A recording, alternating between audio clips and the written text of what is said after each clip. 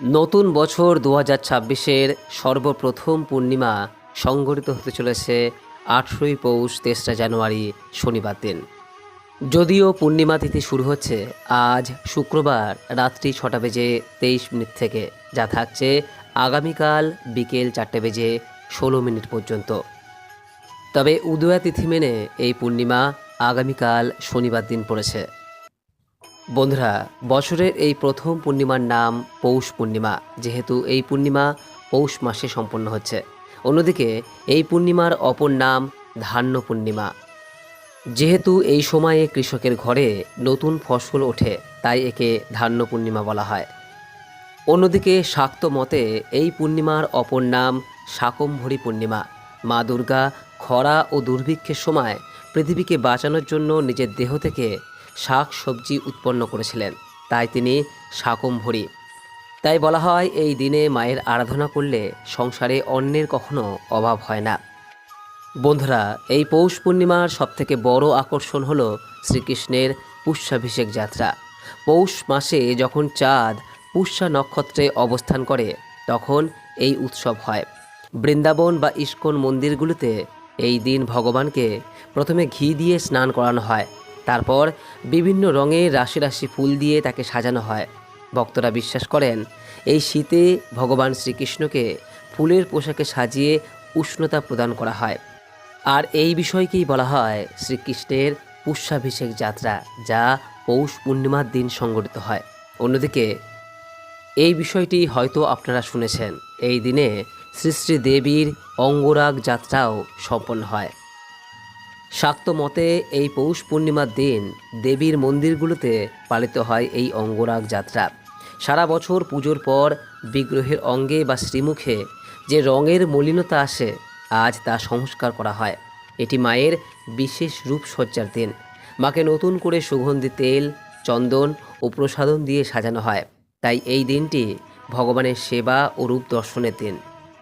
বন্ধুরা, বছরের এই প্রথম পৌষ পূর্ণিমার দিন যদি কিছু বিষয় আপনি করতে পারেন, তাহলে নিঃসন্দেহে সারা বছর মা লক্ষ্মীর কৃপা আপনার ও আপনার পরিবারের ওপর বর্ষিত হবে। যদি সবগুলি না পারেন, তাহলে অন্তত 2 থেকে 3টি অবশ্যই করার চেষ্টা করুন। দেখবেন আপনার পরিবারের সর্বদা মঙ্গল হবে। বন্ধুরা, সবার প্রথমে যে বিষয়ের কথা বলবো তা হলো পৌষ সংক্রান্তির আগে এই পূর্ণিমা থেকেই প্রয়াগরাজে কল্পবাস এবং গঙ্গাসাগরে পূর্ণ স্নানের সূচনা হয়। এই দিন পবিত্র নদীতে স্নান বা গঙ্গা স্নান করলে অশ্বমেধ যজ্ঞের সমান ফল লাভ করা যায়।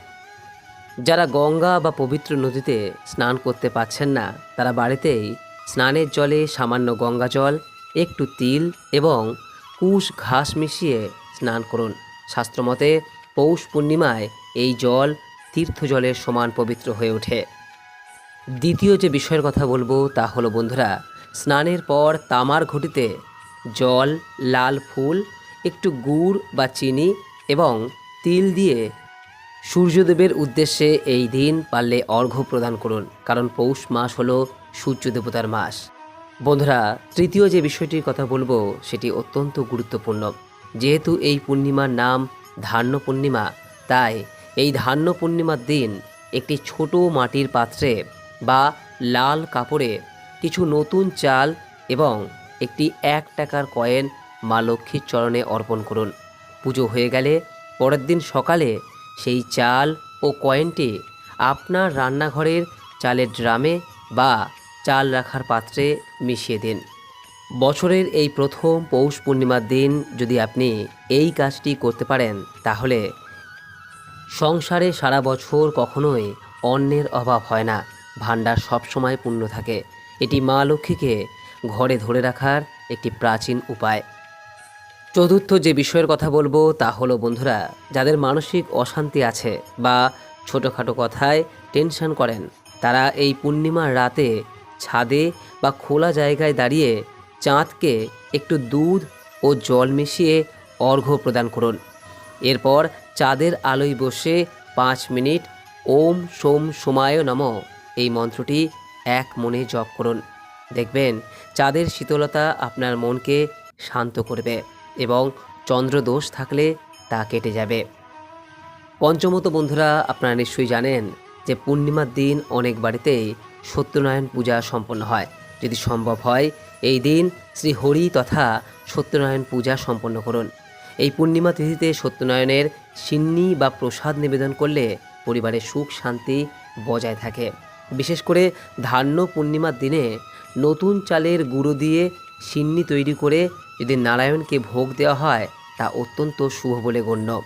এর ফলে গৃহের বাস্তুদোষ কাটে এবং ধনাগম হয়। যদি সত্যনারায়ণ পূজা সম্পন্ন করতে না পারেন তাহলে সেক্ষেত্রে পূর্ণিমার দিন সম্ভব হলে গরুর দুধ দিয়ে গোবিন্দভোগ চালের পায়েস তৈরি করুন। তা মা লক্ষ্মী এবং নারায়ণের উদ্দেশ্যে নিবেদন করুন। পূর্ণিমার রাতে চাঁদের আলোয় কিছুক্ষণ সেই পায়েস রেখে যদি ভগবানকে নিবেদন করা হয় তা অমৃতের সমান হয়। বন্ধুরা, যেহেতু পৌষ পূর্ণিমার অপর নাম শাকম্ভরী পূর্ণিমা, এই দিন দুপুরে খাওয়ার পাতে অন্তত এক প্রকারের শাক অবশ্যই রাখবেন। সম্ভব হলে কোনো মন্দিরে বা দরিদ্র কাউকে কাঁচা সবজি বা শাক দান করুন। এতে দেবী শাকম্ভরী তুষ্ট হন এবং অন্নের ভাণ্ডার পূর্ণ থাকে। এই দিন বাড়িতে সম্পূর্ণ নিরামিষ আহার গ্রহণ করুন। পেঁয়াজ রসুন এই দিন বর্জনীয়। যারা ব্রত রাখবেন তারা একবেলা ফল মূল বা সাবু খেয়ে কাটাতে পারেন এবং অন্যবেলা লুচি ও পরোটা খেয়ে থাকতে পারেন। বন্ধুরা, সর্বশেষ যে বিষয়ের কথা বলবো তা হলো এই পৌষ পূর্ণিমার দিন সন্ধ্যার সময় তুলসী মঞ্চে ঘিয়ের একটি প্রদীপ জ্বালান এবং আপনার বাড়ির সদর দরজার দুপাশে সম্ভব হলে দুটি প্রদীপ বা মোমবাতি জ্বালান। এতে মা লক্ষ্মীর আগমন সহজ হয়। এই সময় ওম নমো ভগবতে বাসুদেবায় এই মন্ত্রটি 11 বার জপ করুন এবং ঠাকুর ঘরে মা লক্ষ্মীর সামনে বসে ওম শ্রীং মহালক্ষ্মী নাম এই মন্ত্রটিও 11 বার জপ করুন। পৌষ পূর্ণিমার দিন এই দুটি মন্ত্র জপ করার অর্থ হলো আপনি একই সঙ্গে লক্ষ্মী ও নারায়ণকে আপনার বাড়িতে আগমনের জন্য স্মরণ করছেন। এর ফলে নিশ্চিত রূপেই মা লক্ষ্মী এবং শ্রী নারায়ণের কৃপায় আপনার ও আপনার পরিবারের মঙ্গল হবেই হবে। সবশেষে বলবো, এই পবিত্র দিনে দয়া করে বাড়িতে কোনো প্রকার ঝগড়া বিবাদ করবেন না। বিশেষ করে বাড়ির গৃহলক্ষ্মী বা নারীদের সাথে খারাপ ব্যবহার করবেন না। যে বাড়িতে পূর্ণিমার দিন অশান্তি হয় সেখান থেকে মা লক্ষ্মী মুখ ফুরিয়ে নেন। তাই চেষ্টা করবেন এই দিন ঘর বাড়ি যেন পরিষ্কার পরিচ্ছন্ন থাকে। আর হ্যাঁ, যেহেতু এখন শীতকাল তাই পৌষ পূর্ণিমার দিন যদি সম্ভব হয় তাহলে কাউকে তিল, গুড়, কম্বল বা গরম বস্ত্র দান করুন।